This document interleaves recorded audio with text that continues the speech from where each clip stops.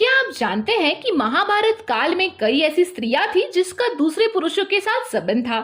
तो अब आपके मन में सवाल उठ रहा होगा कि वह स्त्रियां कौन थी। तो चलिए आज हम आपको उसके बारे में बताते हैं। महाभारत एक ऐसा ग्रंथ है जो आपने आप में ही कई रहस्य को समेटे हुए है। कौरव और पांडवों के बीच में हुए कुरुक्षेत्र के युद्ध के बारे में तो हम सभी जानते हैं, लेकिन इसके अलावा भी कई सारे रहस्य इसमें छुपे हुए हैं। और इन्हीं में से एक रहस्य उन स्त्रियों से जुड़ा हुआ है जिन्होंने अनैतिक संबंध बनाए। सबसे पहले तो बात करते हैं हस्तिनापुर नरेश शांतनु की पत्नी सत्यवती की।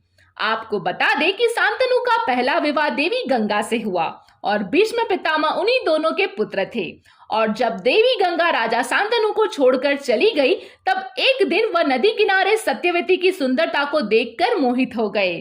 फिर भीष्म पितामह ने उन दोनों की शादी करवाई।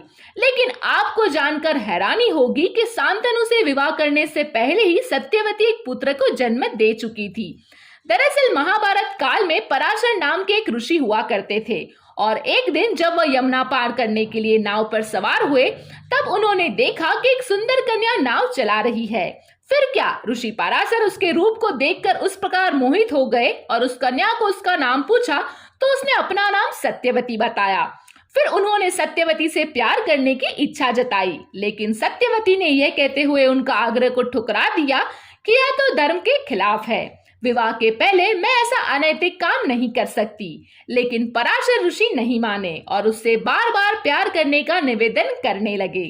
अंत में सत्यवती ऋषि पराशर से संबंध बनाने के लिए तैयार हो गई, लेकिन उसके लिए सत्यवती ने ऋषि के सामने 3 शर्तें रखी। पहली यह कि ऐसा करते हुए हम दोनों को कोई नहीं देखे, जिसकी वजह से ऋषि पराशर ने तुरंत ही कृत्रिम वातावरण बना लिया, जिसकी वजह से उनको कोई नहीं देख सकता था। दूसरी शर्त यह थी कि संबंध बनाने के बाद भी वह कुंवारी बनी रहे। ऐसे में ऋषि ने उनको भरोसा दिया कि संतान जन्म के बाद भी वह कुंवारी ही रहेगी। और अंतिम शर्त यह रखी कि उसकी शरीर में से जो मछली जैसी गंध निकलती है वह बदलकर मनमोहक सुगंध में बदल जाए। तब पराशर उसी ने उसको चारों ओर एक मनमोहक वातावरण बना दिया, जिसको कोई योजन तक महसूस किया जाता था।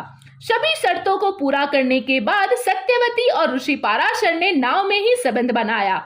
फिर 9 महीने के बाद सत्यवती ने एक पुत्र को जन्म दिया, जिसका नाम कृष्ण देवपायन रखा गया था, जो आगे चलकर महर्षि वेदव्यास के नाम से जाने गए। फिर कुछ साल बाद सत्यवती हस्तिनापुर के नरेश शांतनु की पत्नी बनी। वही सत्यवती के तरह उसकी दोनों बहुओं को भी पराये पुरुष से संबंध बनाकर पुत्र की प्राप्ति हुई। वह भी किसी और के जरिए नहीं, लेकिन सत्यवती के पहले पुत्र वेदव्यास के जरिए। आपको बता दें कि शांतनु और सत्यवती के 2 पुत्र थे, चित्रांगद और विचित्रवीर्य। चित्रांग की युद्ध में मौत हो गई थी, जिसके चलते विचित्रवीर्य को राजा घोषित किया गया था। विचित्रवीर्य की 2 पत्नियां थी, अंबिका और अंबालिका। विचित्रवीर्य को दोनों की कोई संतान नहीं हुई और वह भी चल बसा। और उस वक्त पुत्र की मोह वर्ष में सत्यवती ने अपने पहले पुत्र और अंबिका और अंबालिका के जेठ वेदव्यास को याद किया, जिससे अंबिका और अंबालिका को पुत्र प्राप्त करने की इच्छा जाहिर की। सबसे पहले सत्यवती ने बड़ी रानी अंबिका और फिर छोटी रानी अंबालिका को वेदव्यास के पास भेजा। परम अंबालिका ने उनके तेज से डरकर अपने नेत्र बंद कर लिए, जबकि अंबालिका वेदव्यास को देखकर भय से पीली पड़ गई।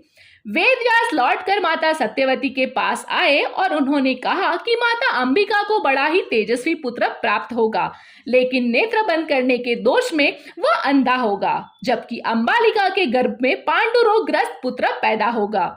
यह जानकर माता सत्यवती ने बड़ी रानी अंबिका को एक बार फिर से वेदव्यास के पास जाने का आदेश दिया। इस बार बड़ी रानी ने खुद न जाकर अपनी दासी को वेदव्यास के पास भेज दिया। दासी बिना किसी संकोच के वेदव्यास के सामने से गुजरी। इस बार वेदव्यास माता सत्यवती के पास आए और उनसे कहा कि इस दासी के गर्भ में एक विद्वान पुत्र का जन्म होगा। इतना कहकर वेदव्यास तपस्या करने चले गए। अंबिका से धृतराष्ट्र, अंबालिका से पांडु और दासी से विदुर का जन्म हुआ। तीनों ही ऋषि वेदव्यास की संतानें थी। इसी तरह पांडवों की माता कुंती ने अवैध संबंध बनाए थे। राजा शिवसेना की पुत्री कुंती के बारे में तो आप सभी लोग जानते हैं कि उनका विवाह महाराजा पांडु से हुआ था। शादी से पहले राजकुमारी कुंती अपने महल में आए महात्माओं की सेवा करती थी। एक बार वहां ऋषि दुर्वासा भी पधारे।